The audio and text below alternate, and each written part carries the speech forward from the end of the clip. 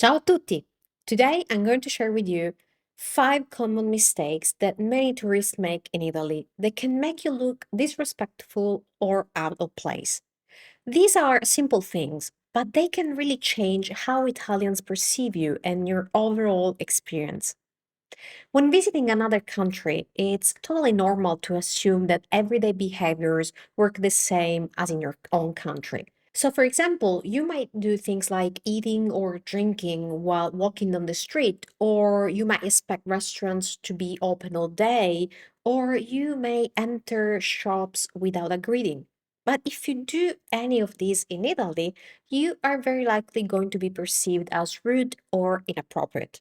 But how can it be so? Because, of course, cultural expectations can be pretty different in different countries. In many countries, these behaviors are completely normal, so tourists don't even think twice about them. But in Italy, there is a strong sense of respect for public spaces, traditions, and social interactions. And that's where these rules come from. So, in order to get your best, most authentic Italian experience, it's worth it to learn those rules so that you can avoid making these mistakes without even realizing it.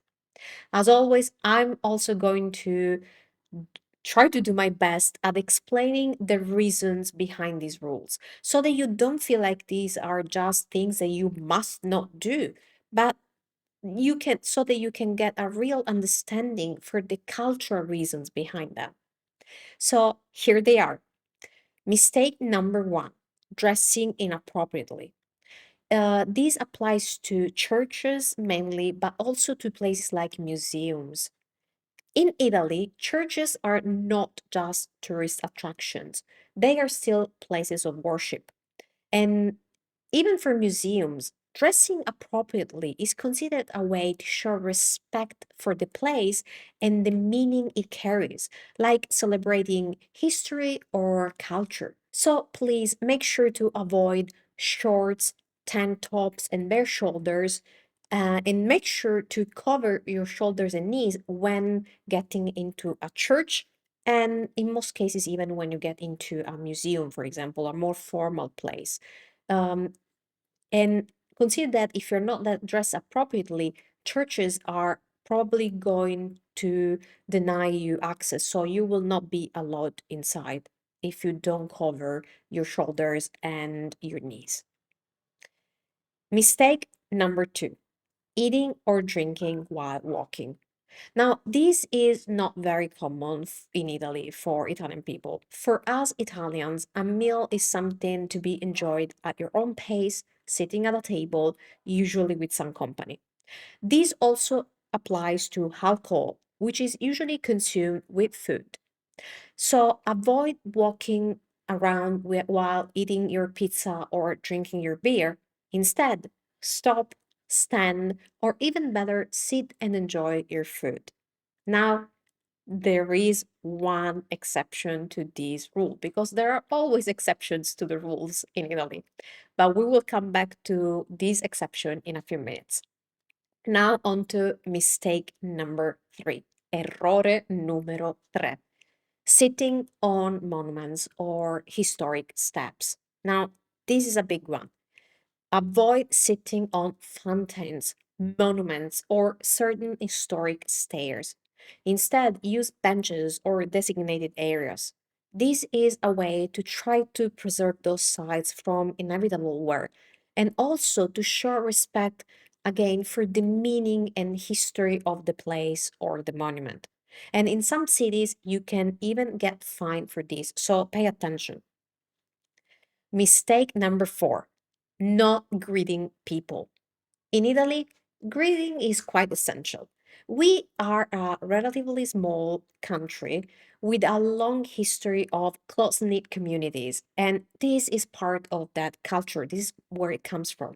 So avoid entering a shop or restaurant silently. That's not normal for us. Instead, say something simple like buongiorno or buonasera or even just salve, which works at any time of the day and in any situation.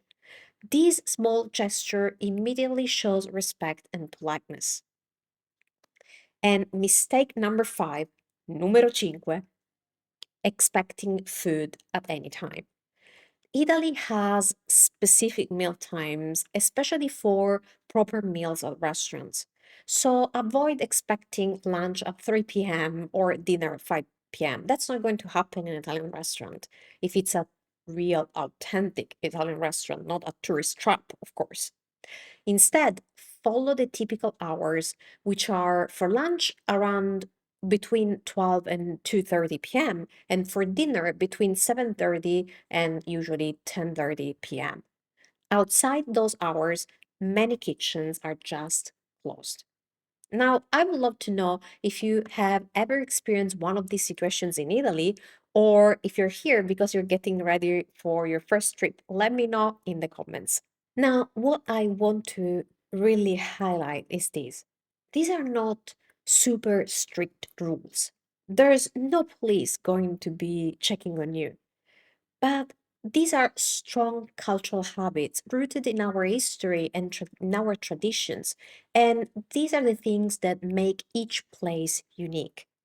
In Italian, we say il mondo è bello perché è vario. The world is beautiful because it is diverse.